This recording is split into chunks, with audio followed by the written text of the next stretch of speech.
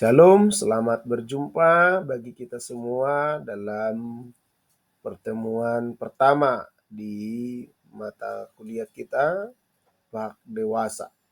Nah, dalam materi kita, bagian pertama ini, kita akan membahas definisi dan eh, hal-hal yang mendorong kita untuk harus memahami Bak Dewasa. Ya, perkenalkan nama saya Pendeta Kingson Parhusi STH MPD sebagai salah satu tenaga pengajar di Institut Agama Kristen Renatus. Nah, kita masuk di dalam bagian yang pertama, dasar Alkitab pembelajaran PAK. Nah, kita melihat dalam firman Tuhan Matius 28 ayat 19 sampai 20. Setidaknya ada 3 hal penting dalam ayat ini yang perlu kita perhatikan. Dikatakan, jadikanlah semua bangsa muridku. Kemudian ajarlah mereka melakukan segala sesuatu yang telah kuperintahkan kepadamu. Nah, kalimat terakhir ini penting, bahwa ketahuilah aku menyertai kamu senantiasa sampai kepada akhir zaman. Nah, bahwa Alkitab sebagai yang sering kita sebut atau yang sering kita dengarkan, amanat agung Tuhan Yesus Kristus. Tanggung jawab orang Kristen harus menjadikan semua bangsa menjadi murid. Nah, dan membaptis. Nah, kadang-kadang kita perhatikan bahwa kekristenan sekarang kalau sudah membaptis dianggap puas. Namun kalimat yang kedua ini, ajarlah mereka melakukan segala sesuatu. Jadi perhatikan, segala sesuatu loh, bukan sesuatu. Nah, ada banyak sekarang kekristenan kita yang mengajarkan sesuatu, hanya sesuatu yang penting. Padahal firman Tuhan berkata segala sesuatu yang kuperintahkan kepadamu. Nah, dan ada semacam janji atau perlindungan yang pasti yang dikatakan di sini, aku menyertai kamu. Jadi apabila kita memiliki semangat menjadikan semua bangsa menjadi murid, mengajarkan mereka melakukan segala sesuatu, tentu Tuhan menyertai kita dalam melakukan tugas itu. Maka jangan takut. Jangan takut untuk mengajarkan firman, mengajarkan kebenaran. Nah, dasar Alkitab yang kedua, Ulangan 6 ayat 7 sampai dengan 9. Nah, ini dikatakan begini, haruslah engkau mengajarkan berulang-ulang kepada anak-anakmu di mana saja. Nah, ini sebenarnya tanggung jawab bagi setiap orang Kristen. Maka di pembelajaran Pak Dewasa ini penting kita pahami, inilah yang mendorong, ya kalau boleh saya katakan memaksa kita harus mengajarkan firman. Supaya apa? Supaya setiap orang Kristen, terkhusus anak-anak kita, sungguh-sungguh mengerti firman Tuhan. Nah, dikatakan mengajarkannya berulang-ulang. Bahkan dikatakan secara sedetail ini di waktu duduk, waktu berbaring, waktu berjalan, waktu bekerja. Nah, untuk itu menjadi tanggung jawab orang Kristen mengajarkan firman berulang-ulang sampai termeterai di hati, di pikiran anak-anak kita. Nah, bahkan dikatakan di dalam Efesus 6 ayat 4, didiklah mereka dengan firman Tuhan, menasehati dengan firman Tuhan. Jadi perlu diperhatikan bahwa berbagai keputusan ini ada pada tangan orang dewasa untuk menjadi guru atau memiliki tanggung jawab mengajarkan firman supaya apa? Supaya kelak menjadi gaya hidup anak-anak kita kelak di masa yang akan datang. Nah, ada pemahaman yang sering kita dengarkan dari kehidupan keluarga Kristen, atau seperti stigma atau paradigma yang berkata bahwa kadang-kadang orang Kristen kita dengar tidak perlu belajar, tidak perlu kuliah, tidak perlu sekolah teologi. Nah, bahkan mereka katakan Yesus pun tidak sekolah. Nah, ini kan lucu. Nah, kemudian bahkan dikatakan murid-murid Yesus pun tidak sekolah, tidak perlu belajar teologi. Nah, lalu bagaimana pendapat saudara? Apakah saudara setuju atau sependapat dengan stigma tersebut? Nah, tapi perlu saya sampaikan bahwa stigma itu adalah cara pandang yang kurang tepat, ya. Karena apa? Kita mengetahui Yesus dari usia 8 tahun sampai 30 tahun itu tidak dicatat dalam Alkitab atau tidak banyak kita temukan. Namun dipastikan Yesus ya pasti masuk di sinagoge. Nah, kemudian murid-murid Yesus itu 3,5 tahun bersama Yesus pagi, siang, malam, makan duduk bersama dengan Yesus. Tentu ini adalah sebuah perkuliahan yang praktikal, yang luar biasa. Nah, maka saya dapat secara iman mengatakan bahwa murid-murid Yesus itu adalah melebihi kualitas seorang profesor teologi. Nah, jadi kalau berkata tidak perlu belajar teologi, tidak perlu kuliah, itu kurang pas ya. Nah, masih di dalam dasar Alkitab pembelajaran Pak. Nah, dalam Daniel 12 ayat 4 dikatakan, tetapi engkau Daniel sembunyikanlah segala firman itu dan meteraikanlah kitab itu sampai pada akhir zaman. Banyak orang akan menyelidikinya dan pengetahuan akan bertambah.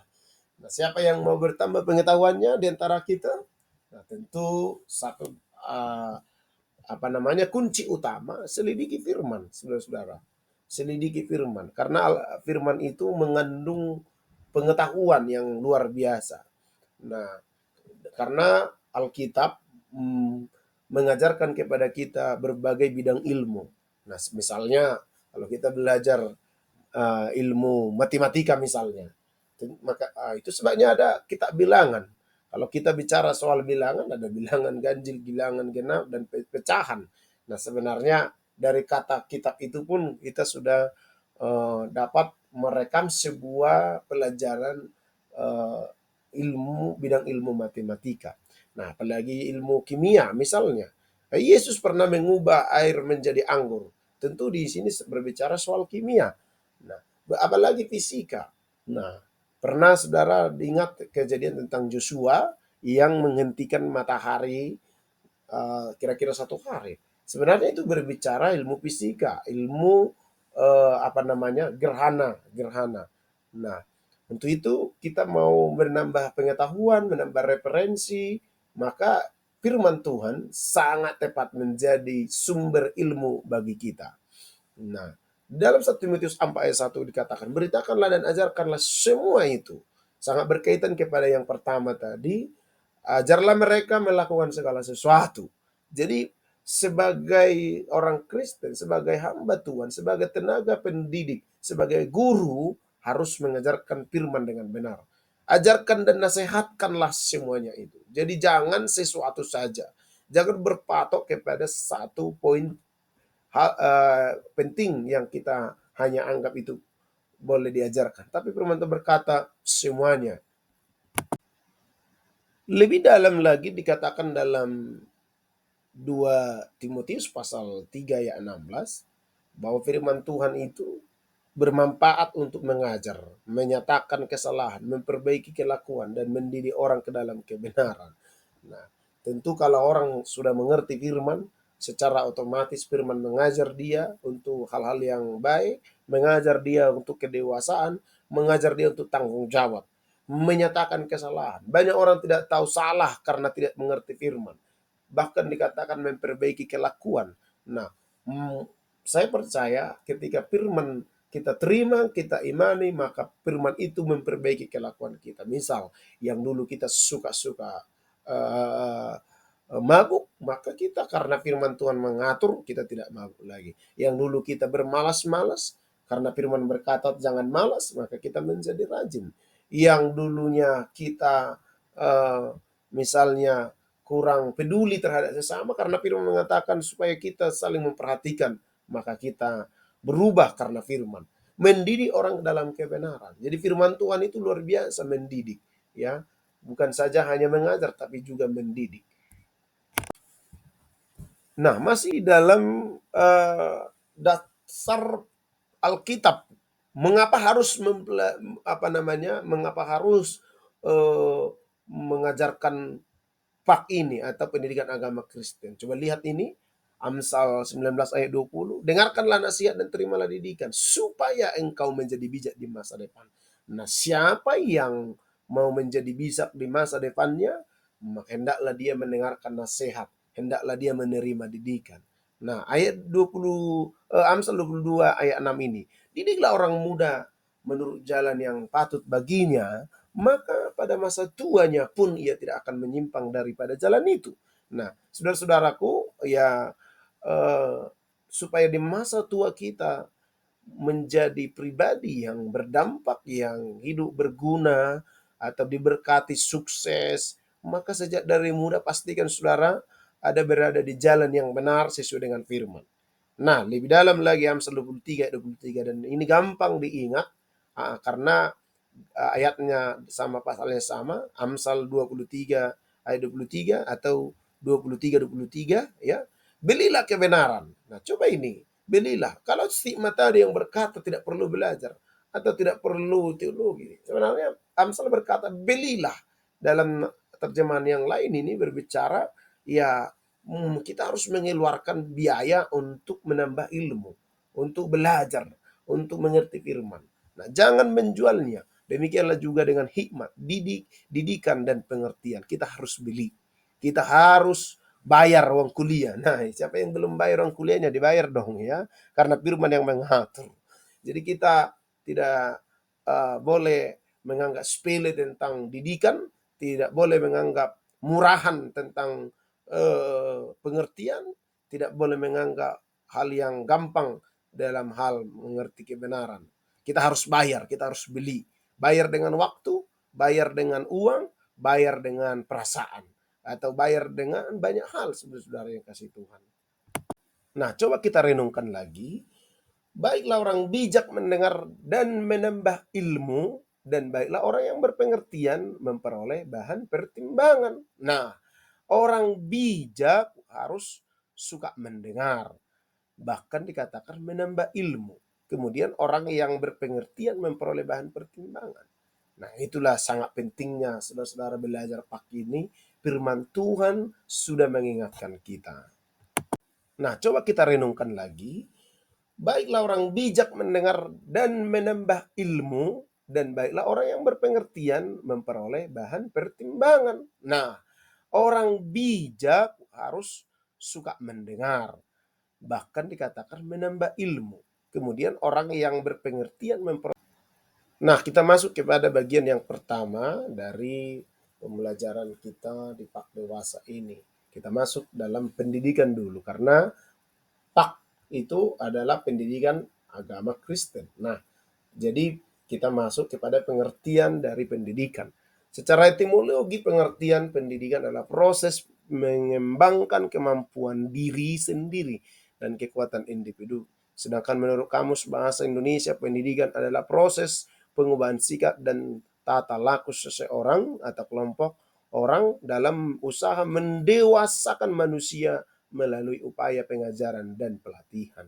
Nah, itu sebabnya pendidikan itu perlu. Nah, pendidikan dapat diperoleh baik secara formal dan non formal. Pendidikan secara formal diperoleh dengan mengikuti program-program yang telah direncanakan, terstruktur oleh suatu institusi, departemen, dan kementerian suatu negara. Seperti misalnya kampus kita ini adalah pendidikan formal. Nah, pendidikan formal itu SD, SMP, SMA, S1, S2, dan S3. Nah, kalau pendidikan non formal semacam pelatihan, semacam kursus, nah, yang tidak memiliki legalisasi dari pendidikan itu, atau walaupun ada semacam sertifikat. Nah, seperti seminar itu non formal namanya. Tetapi formal seperti kita setelah selesai perkuliahan kita atau menyelesaikan seluruh yang sudah ditentukan sampai skripsi dan ujian, maka saudara mendapatkan ijazah. Itulah yang disebut dengan formal. Sedangkan pendidikan non formal adalah pengetahuan yang diperoleh dari kehidupan sehari-hari, berbagai pengalaman baik yang dialami atau yang dipelajari dari orang lain. Lalu kita masuk ke pengertian PAK.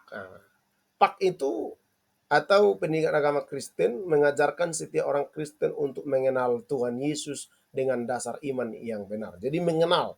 Nah, saya selalu sampaikan dimanapun bahwa seperti dikatakan dalam Yohanes pasal 4 ayat yang ke-17, hidup yang kekal adalah mengenal satu-satunya Allah yang benar, yaitu Yesus Kristus. Jadi itulah yang disebut dengan pak.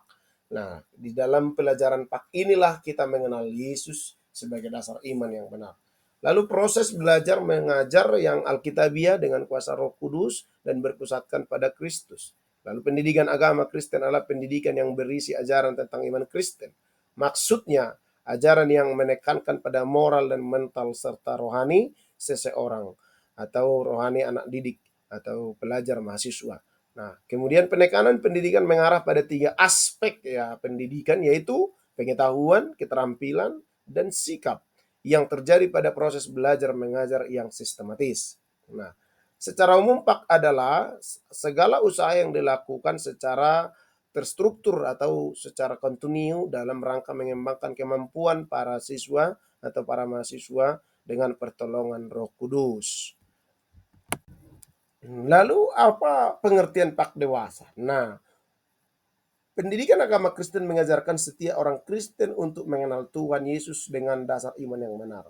Proses belajar mengajar yang alkitabiah dengan kuasa Roh Kudus dan berpusatkan pada Kristus. Nah, pendidikan agama Kristen adalah pendidikan yang berisi ajaran tentang iman Kristen. Maksudnya, ajaran yang menekankan pada moral dan mental serta rohani secara seseorang. Nah, ini tadi sudah saya sampaikan di awal yang mengarah kepada 3 aspek, yaitu pengetahuan, keterampilan, dan sikap. Nah, sebenarnya ada perbedaan antara anak-anak orang dewasa jika ditinjau berdasarkan umur, lalu ciri psikologis dan ciri biologis.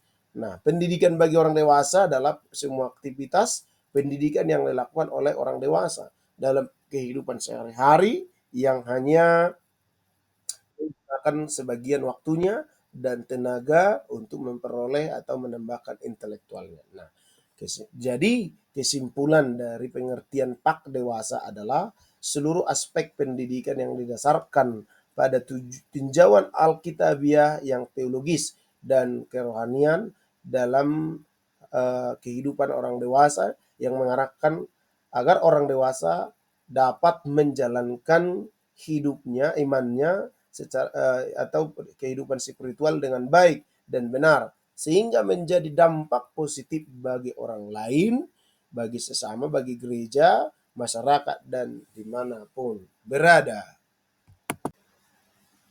Nah, lalu di bagian terakhir dalam pertemuan pertama kita, yaitu tujuan PAK orang dewasa. Nah, tujuan PAK bagi orang dewasa ini dapat kita lihat yaitu merupakan suatu usaha yang dilakukan untuk membimbing, mengarahkan setiap orang untuk memiliki kesadaran dalam tingkat kedewasaan dan kematangan yang dia miliki, serta dapat ditunjukkannya dalam berbagai hal, baik dalam moralitas maupun mental spiritualitasnya.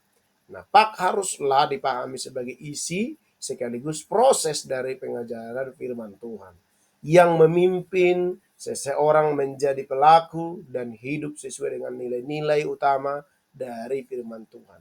PAK sekaligus menjadi lembaga untuk mengimplementasikan firman Tuhan menjadi bagian hidup individual dan komunitas masyarakat beragama Kristen di dalam seluruh dimensi kehidupan mereka. Dalam tingkatan tertentu, PAK bisa diatur sebagai media penginjilan dan menjadikan semua orang sebagai Kristen yang matang dan dewasa secara spiritual. Nah, demikian pertemuan kita yang pertama ini. Kita akan lanjutkan di pertemuan berikutnya. Maka kita masuk. Nah, ini tugas saudara, tolong diperhatikan dari Nats Alkitab Ulangan 6 ayat 6 sampai dengan 9. Coba saudara jelaskan pendapat terkait relevansi ayat tersebut dalam kehidupan keluarga Kristen saat ini. Nah, saya tambahkan sedikit bahwa apakah menurut saudara atau apakah yang saudara alami, apakah ayat ini dihidupi oleh keluarga Kristen saat ini atau tidak? Coba saudara buat tanggapan atau pendapat saudara. Silakan buat tanggapan saudara di kolom komentar video ini. Sampai ketemu di pertemuan berikutnya. Bila mana ada kesempatan Tuhan berikan, kita akan bertemu secara tatap muka, berdiskusi lebih luas. Sekian dan terima kasih. Tuhan Yesus memberkati. Salam.